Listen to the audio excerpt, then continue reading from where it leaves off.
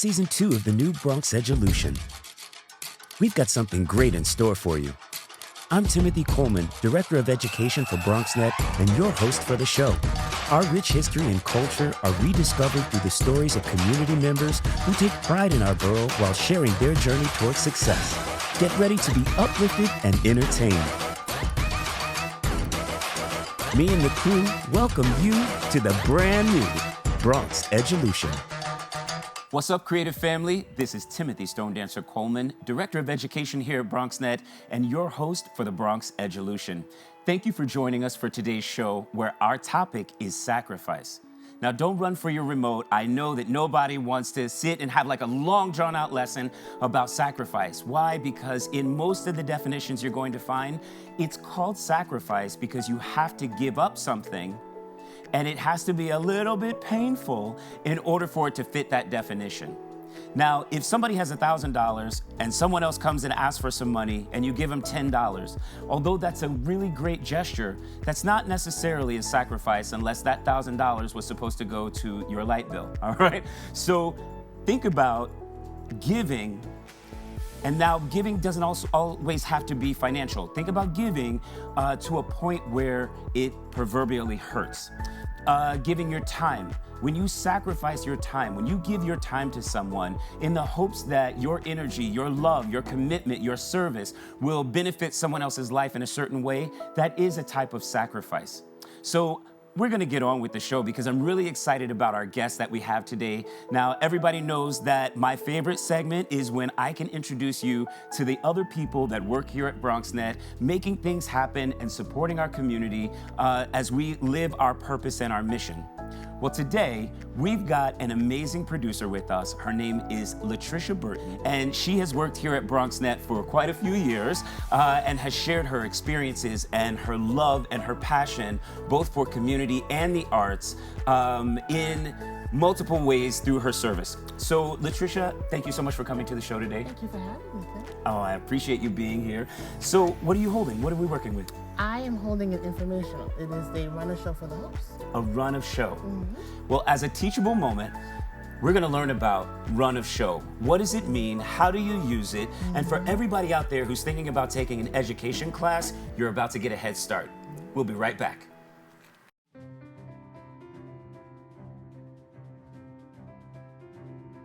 I remember when the Bronx did not really have a media outlet properly representing the people of the Bronx. BronxNet provides for the community by being a community where people can be empowered to share their voices. We are in a really great place technologically. We've got all the resources that we need to be effective. Whether it's through cameras, storytelling, editing, we have provided those services for 30 years. BronxNet's mission is to be a voice for the community. To educate, to inform, and to inspire. And you can be a part of it. We've built studios for you.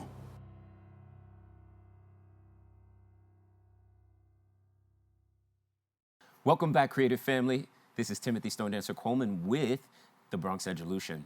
I'm excited for our next interviewee to be introduced to you, the world at large, because she has been doing some tremendous work here at BronxNet. Please give a warm Bronx welcome for Latricia Burton, producer at BronxNet Cable Access. Hey, Latricia. Thank you for having me. Thank you so much for being here. I have really been excited to just sit down and chat with you and talk to you a little bit about your path, as well as a little bit about, you know, your background and where you come from and what it is that you'd like to offer to the world. So for our viewers that were watching in the first segment, you were holding something that you called a run of show. Yeah. So I want to get into like those more technical things in just a minute. I would like to first start with your background and just know a little bit about you. Are you born and raised in the Bronx? Where are you from? So I was born in Harlem and I was raised in the Bronx. My mom is from Trinidad and my dad is from here in the States. I have two siblings and a host of family. But, you know, for me, I was raised in a Trinidadian household. Okay. So I was raised with all the customs and the food and, you know, having a culture and unity. My mom and my dad really implanted that sense of family of like, you know, your family is first and, you know, whether it be for birthdays, holidays, get together and, you know, doesn't matter how busy your life can be, family is always important. important. So no matter if, if it's Thanksgiving, Christmas, we're always in unity together. Well, that's true. And they have the full support, whether it be my mom, sisters, my dad, my nephews, nieces. Now, are most of your family here in New York City? Yeah. All right. So were you able to maintain some of those customs that your parents were instilling in you throughout every phase of your life, or were there times when like it was really hard for everybody to get together because of different locations? Like, I want to understand the dynamic, because there are a lot of people where I believe that in their culture, family comes first, but then family's not always like great together all the time, every minute of every day, right? And so as much as we love folks, sometimes you need just a little bit of a break in some space. So I'm not putting that onto your family, but I am wondering, like, has it always been, even in a life circumstance, easy for you guys to maintain that level of closeness? So for my family, it is, because my middle sister, she's like the titan. So she's the one that's contacting everyone, of being like, we're coming for Thanksgiving, we're getting together. And I have my older sister, she lives in Atlanta. Okay. And my cousins, one lives in Chicago and the other one lives in Florida. And she's like, they'll wrap everyone together and be like, we're coming together at this time, this date, we're gonna see each other. And it's usually, for us, that planning ahead to make sure that everybody gets together. And my mom always says that family unity, that bond, is the strongest that you can ever have. Even when you're going through some of your weakest moments, that's right. Your family is what you have to support you when you don't have a job, or you're kind of falling thin. They're the ones that your backbone to help you get back up. I love it. And so obviously you have a tremendous amount of support from your family for your chosen career. So I'm interested, how did you find out about BronxNet, and what were you doing when you first came to this particular job? Ooh, that's interesting. So for me, when I first found out about BronxNet, I was eagerly trying to find an internship.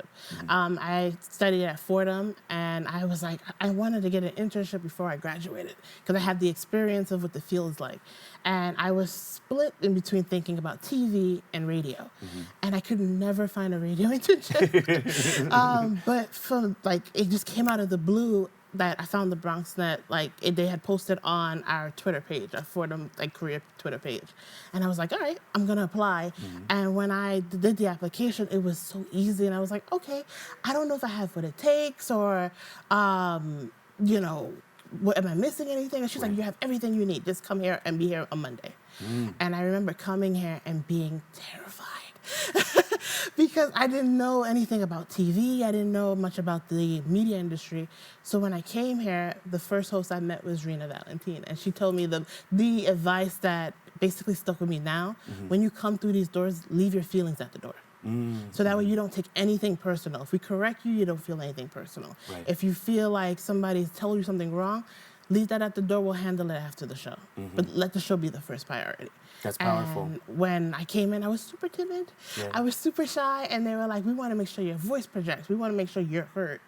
And from that moment in 2017, I was doing, internship. I was doing the studio internship. And I was just trying to figure out the ropes and just being inquisitive about everything. The lights, the TV, producing, and everything. I think that's a big message for interns, right? Because I know that I've coached other and mentored other mentors along the way, and sometimes folks become really shy and they're afraid to ask questions because they don't want to bother, whoever their sponsor is at the place where they're interning or whatever. It's more what you're talking about, where you should be asking more questions and you should be seeking more knowledge, because that's how you're going to get the greatest benefit out of wherever it is you're doing your internship. Absolutely. Right? And so how long were you an intern before you turned employee? About a year. So I became an employee in 2018 when I graduated.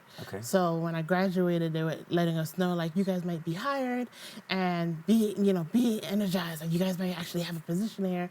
And I graduated that Saturday, and I had gotten the job the Monday. Wow. What a blessing. That's amazing. I'm trying to process the math very quickly. I took math in summer school. So I was just like, wait, that's just a couple of days. That's amazing. And then from 2018, I was a senior studio intern. I'm a senior studio crew member. And then from 2019, in December 2019, I became a producer. So what is one of the biggest lessons, and I'm sure there are many, and I know I'm, really trying to reach into a deep well of knowledge right now. Yeah. Like, what is maybe one of the biggest lessons that you've learned from being in the status of intern to becoming the status of full-time employee?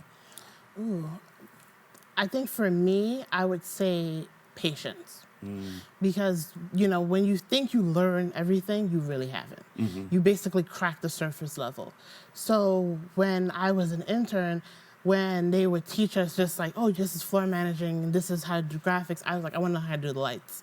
No one was asking that question. They were like, why do you want to learn the lights? Because someday I might come here early. I want to know how to do it. Right. Then it was like, I want to know how to TD. I may not be the director. Now, for those who don't know what TD means, what does that mean? Technical director. And what does a technical director do? So they're the ones, so if the director's calling the shots, they're the ones pressing the shots. Okay, great. Yeah. All right, keep going. So I was like, I want to learn how to technical direct. And they were like, well, let's challenge you. You can actually direct one of the shows. Okay. And now that's a huge. that is a huge. That's huge.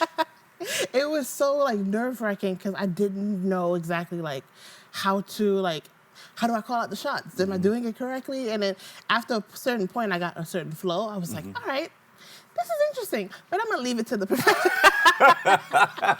Right, because just because you can doesn't mean that you should. Okay, yes, exactly. All right, when we come back right after this break, we are going to speak with Latricia about some of the more formal things that you can learn when you take an in-studio production class or a field production class here at BronxNet. We'll be right back.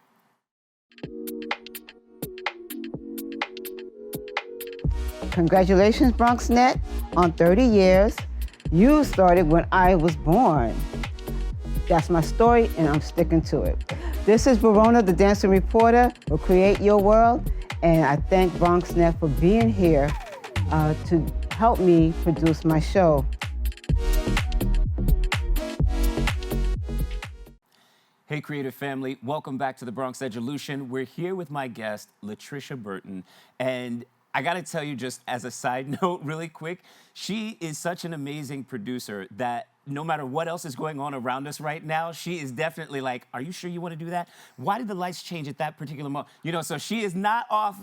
She don't know how to shut it off, people, okay? But we're going to keep on rolling with this interview because she's amazing. So, Latricia, I'd love to talk a little bit more to the community about some of the formal things that they should be prepared to learn about as they take their journey into studio production, field production. We've got so many other classes that we offer, but for those folks that might be sitting on the couch, and I give this example a lot, everybody watches a show and says, ooh, if I was that person, I would have done this. I would have kicked him out of the house. I would have burned that car to the ground, or I would have said this or said that, right? So for those folks who are ready to take step one and to, maybe they're not even sure they want a long-term show. They don't know what any of it is really about, but they're interested in sharing their vision with the world. Yeah.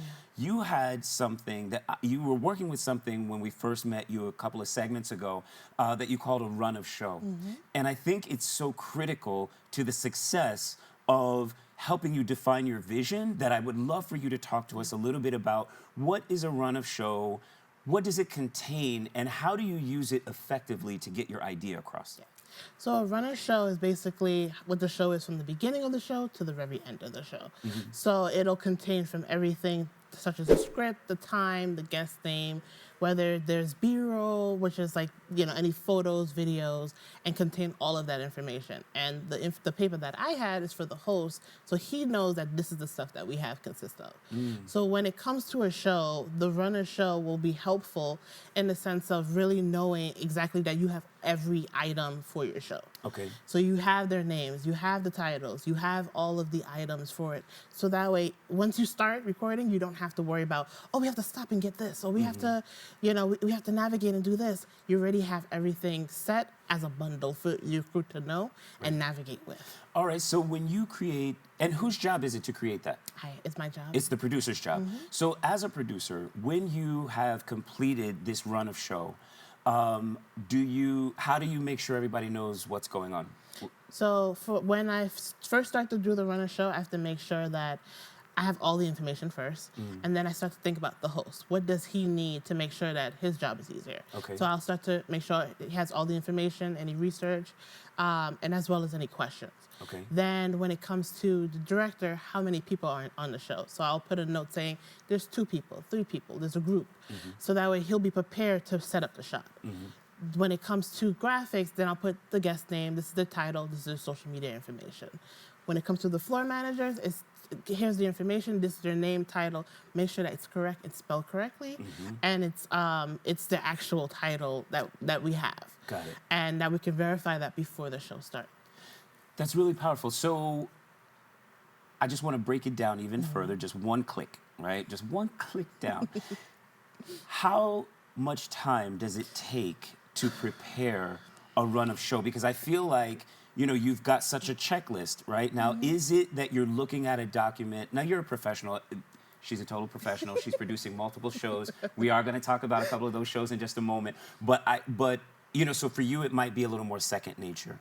But for someone else who's starting out for the first time, who doesn't necessarily have the clearest full vision idea ready to be written on paper, what is the most simple thing that people should really make sure they capture in a run of show? Like, it's obviously like, how long do you want it? Is this a half-hour show? Is this an hour show? It's, do you have a guest? What is the guest background? Like, that kind of thing. Like, what am I missing? Like, what's on a day one level of a run of show? So for the day one, you want to make sure you have all their information, their name, title, social media. Because that way, if they provide you any background information, you already know who the guest is. Okay. Then once you have that information, it's more of the research aspect of like, what do you want to talk about? What are the topics? What are some of the questions that you may have? Because 9 out of 10, the guest will ask, like, do you have any questions that you have to provide for me? Right. Those are the questions that you put in that run of show as well. Okay. So that way you don't have to like flip through pages, you just have that one page of all the information that you need. And if anything of importance, so they might have an event happening, or there's like a podcast, or they have some screening or exhibition, you have that information of where it is, when it is, and what day. Okay. So you want to make sure all that's there. So today's topic is about sacrifice. Yeah. And so I'm going to present a situation to you that may or may not be true. So you correct the pieces that are not right. Gotcha. In my fantasy right now, I'm imagining Latricia, the producer, doing this insanely specific run of show, and then going to the host, and the host starts doing a red pen over your work. Does that happen? Is there a sacrifice that you have to make of your vision as a producer to incorporate the vision of the director and the host, or is this really based off of the director's vision? Like in the roles that people play, how does that usually work, the creative process of that? So with the creative process, the vision is through the producer. Okay. So the idea of how the show's set up, the shots and stuff, those are through the producer. Okay. And when it comes to how it's supposed to look, it's the execution between the producer and the director. Got it. So you collaborate in the effort of, this is what I envision. Can you execute it the same way that I had envisioned it? When it comes to, in relation to the host, it's, can the information, does it relate well to you? So I wouldn't give you a script to read and you're not comfortable reading it. Right. So I want to be able to have that collaboration of, can I write the script in a way that sounds like you? Exactly the way how you were sounding it, all the little That's a true skill. And you have to make sure as you're writing that script, you're hearing their voice. Okay. Because if you're hearing it in your voice, it wouldn't sound natural to them. Right. So once you kind of figure out those moving pieces, once you start the show, your hands is off the wheel. That sacrifice starts at that point. Your hands off the wheel because you have to have faith in the crew that you're working with. Okay. And once you're sitting in that scene, you're pressing record, you're monitoring how the show's running. And there might be a few pieces that are uncontrollable. Somebody might be late, or that, audio or something might be out of sync. But in those moments, you can't really lose control, or you can't say, scratch it, because when you panic, the crew panics. That's right. So when you keep that composure, it kind of flows to everyone else. So I feel like the word composure, I want to trade a word with you, and I want to say, what is the importance of mentorship in production? Oh, it's everything. Like for me, with my host, I produce Open Wednesday and Social Justice with Darren. Okay. And Darren has been my mentor for years because I've been producing for him for years. And he sits me down and tells me, like, the way how you write the script, don't write it like how you talk. Because when people are hearing it, it sounds different. Right. When you are looking at the show, look back at it as an audience member. That's right. And he makes me see things in a perspective that I probably would never seen it if I was seeing it by myself. Right. So for him being my mentor to kind of point out the little things and be like, you're navigating off of the vision that you had for the show. Let's kind of push back and go towards here. And it helps me when it comes to training interns of like, this is where I was and this is where I am. Yeah. And when you are trying to produce your own show or being out into the media industry by yourself, this is how you can navigate. I think that's amazing, right? Because I think everyone needs a mentor, and I feel like, you know, mentors can be in your life for a long period of time, or it could be, you know, some quick mentorship nugget that gets sprinkled on you at the bodega while you're getting your little, you know, bacon, egg, and cheese situation. You know, like it could be at any moment that someone could say something and speak something positive into your spirit, right? And plant that seed of something that stays with you. So I would turn that around and say, you know, in your career as a Trinidadian, as an African-American Black woman, what are some of the moments where you've had maybe a surprise challenge in this work and in this field?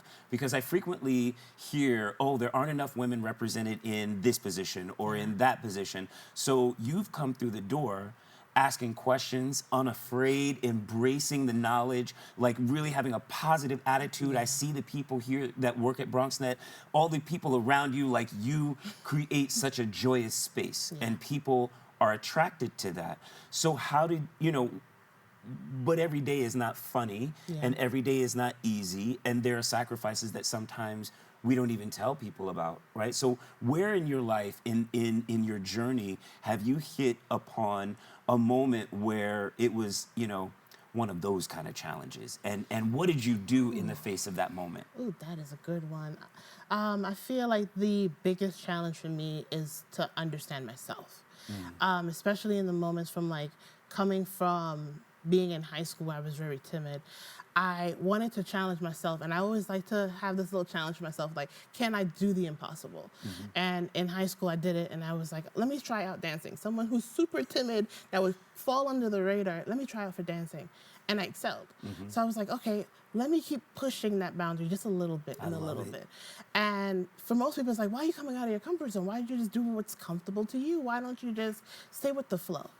And it's like, well, I would never grow if I stayed the same way that I was constantly in. That is right. So when I started here at BronxNet, I was always so like, I want to do more.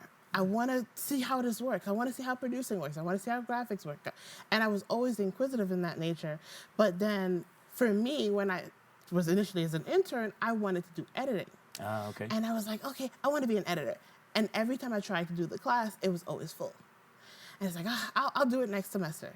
I'll do it next semester. And the opportunity came where they was like, well, we want you to produce. I'm like, well, I know nothing about producing. I have no idea. And I was super afraid to take that challenge because I was like, I've never been in that field. I never was the creative to like open my vision and be like, here, this is what I have for the show. It was more of me just saying, what's your vision? Let me see if I can execute it. Okay, that's so powerful. When at that moment, they were like, just take the challenge. And I remember having the conversation with Darren as an intern, and he was like, take it. If it doesn't work, at least you say you tried. That's right. So I was like, you know what? Fine. I'm a just puff up my chest and go ahead and if it don't work, it don't work. Yeah. And when I first started doing it, it was like, I had a co-producer, Sanji, and me and her were doing it. And I was like, is this how you do it? Because she was a reporter, so she had the guest connections.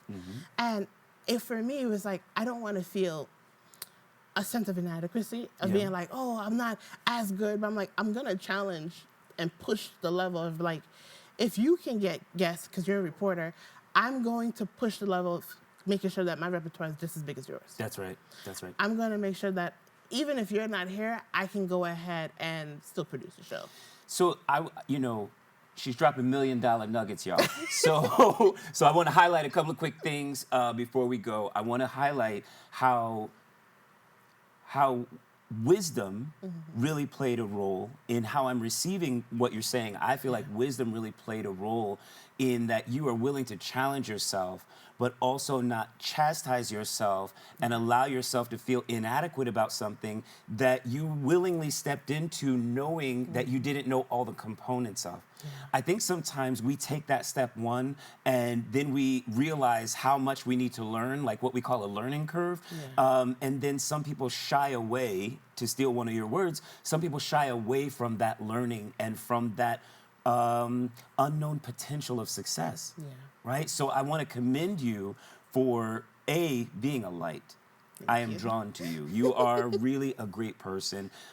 Thank you so much for always going for the adventure, right? And for being willing to never let a situation hold you back from finding out more about yourself. Like, that is what I receive from what you've been sharing with us today. So I thank you again for joining us. I really appreciate it. Congratulations and many more blessings to you for all the different things that you wind up producing in the future. We are going to be rooting for you. You are going to be a champion for so many unknown people who are watching this, because the way you've talked about your experience is so accessible and with such a warm spirit that I believe you're going to positively impact a lot of people. So thank you so much for being here today. All right, folks, listen, thank you so much for tuning in.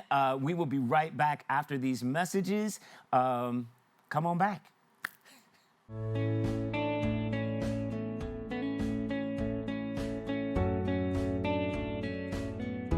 The Bronx Edulution. We are Bronx Strong.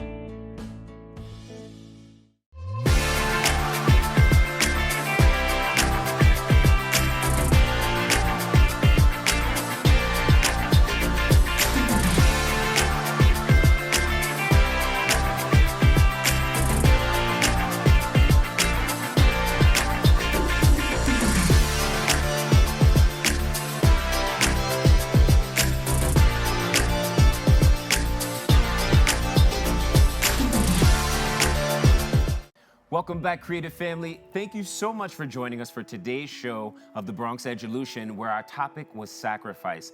Now, remember, there are so many different ways that you can define that word. I would ask that you please think about sacrificing 1 hour a month to donate your time to doing something positive in your community. Senior centers, pre-K stations. There are so many different ways that you can give back that don't include money, all right? Because I know a lot of people, when they hear donate, give, sacrifice, they think money, right? They think, oh, I don't have any money to give. I'm not gonna do anything. But let me tell you something. You always have something more than someone who's around you. You just may not know about it. I want to thank again our special guest for today, Miss Latricia Burton. Give me that hug, girl. All right, and I want to bring in the crew like we always do. Come on, our director, Mr. Benaiah Warr. Come on over, my brother. He's behind the camera all the time. We're going to make him stand right up here in the front. This is the Bronx Edulution, everybody. God bless you all. Have a good night.